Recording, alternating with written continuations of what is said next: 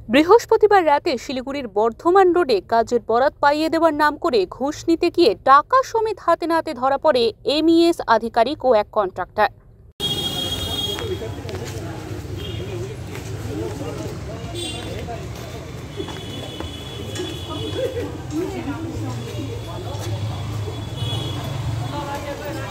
MES আধিকারিককে জিজ্ঞাসাবাদ করে শিলিগুড়ির হাকিমপাড়া এলাকায় 15 নম্বর ওয়ার্ডে এক কন্ট্রাক্টরের হদিশ পায় সিবিআই কর্তারা।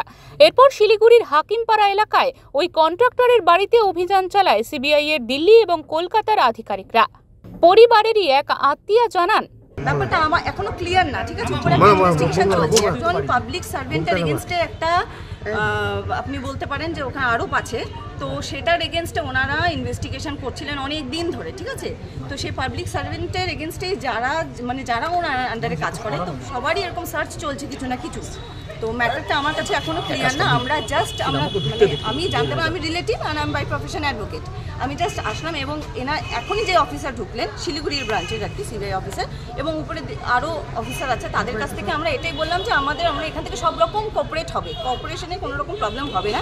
বিকেল 5টা নাগাদ কন্ট্রাক্টরের বাড়িতে হানা দেয় সিবিআই আধিকারিকরা। তারপর রাত 3:30 নাগাদ ঠিকাদারকে আটক করে বের হন সিবিআই কর্তারা।